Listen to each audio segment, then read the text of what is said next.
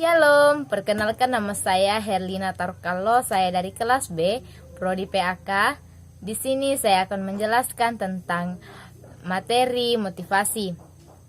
Motivasi adalah sesuatu kekuatan atau daya dorong yang menggerakkan sekaligus mengarahkan kehendak dan perilaku seorang dan segala kekuatannya untuk mencapai tujuan yang diinginkannya, yang muncul dari keinginan memenuhi kebutuhannya. Itu adalah pengertian yang pertama.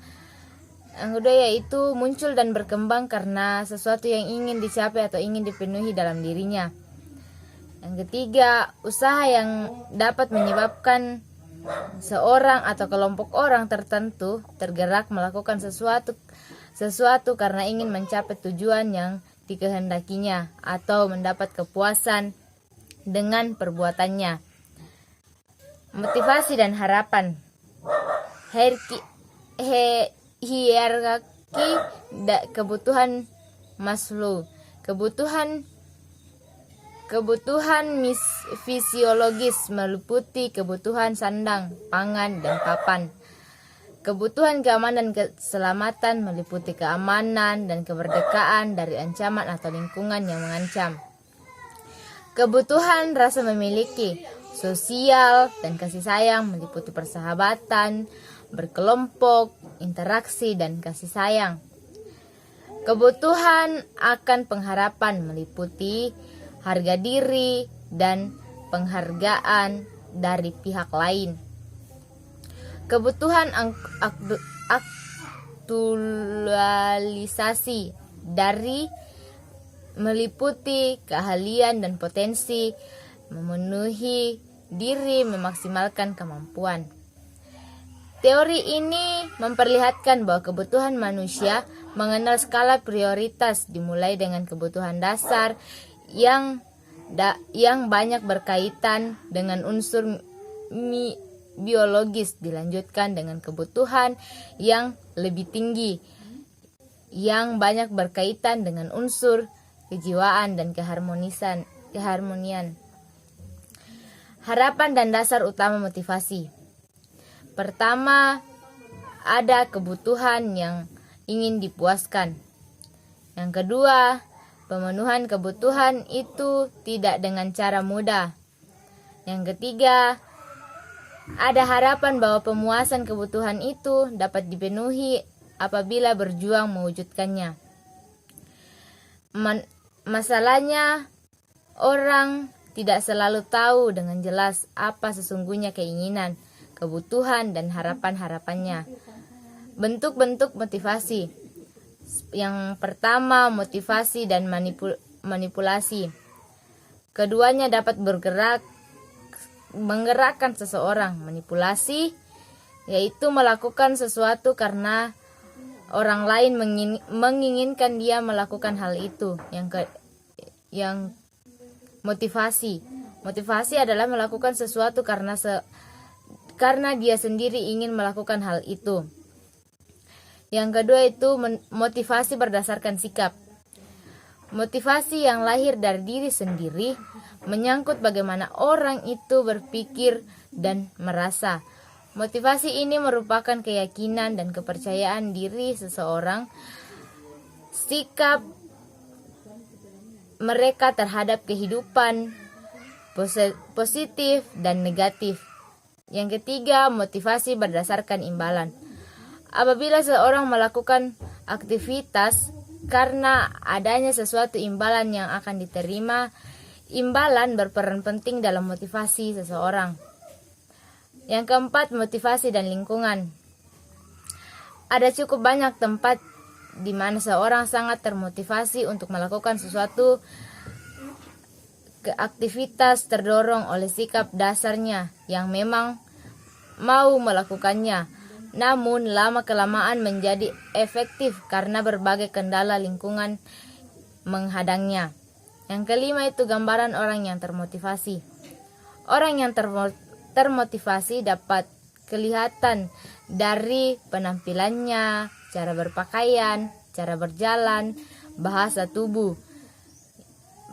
Bahasa tubuh menyangkut wajah, mata, satu guratan, ekspresi, dan sebagainya. Motivasi intrinsik dari luar diri, lingkungan, baik teman, keluarga, atau masyarakat sekitar. Motivasi intrinsik dari dalam, keinginan yang timbul atau niat untuk memberi dorongan dan dukungan dalam melakukan sesuatu. Untuk membangkitkan motivasi, seseorang perlu menentukan target atau berupa impian yang ingin diwujudkan beserta tahapan-tahapan pencapaiannya. Tidak ada keberhasilan untuk mencapai tanpa tujuan yang jelas. Disiplin diperlukan untuk menyegarkan motivasi. Motivasi bukan sesuatu yang sekali muncul lalu bertahan selamanya. Cara memotivasi diri. Yang pertama, melalui rasa percaya diri. Hindari mencari-cari alasan. Saya tidak bisa, saya tidak mampu, saya tidak pantas, saya masih terlalu muda, saya merasa belum mantap, saya belum berpengalaman, saya tidak percaya diri. Hindarilah semuanya itu. Perbanyak bersyukur. Aku bersyukur kepada Allah karena kejadianku dahsyat dan ajaib. Ajaib apa yang kau buat dan jiwaku benar-benar menyadarinya. Terdapat dalam Mazmur 139 ayat 14.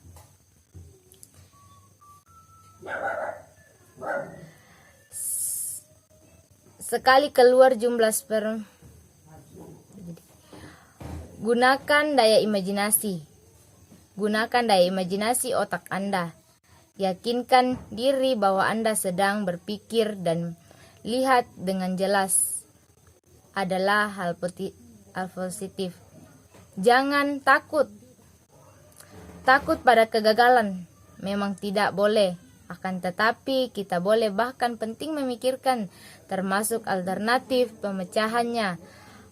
Karena hal itu terjadi. Takut gagal akan mengurangi kepercayaan diri dan memotivasi diri. Perhatikan penampilan.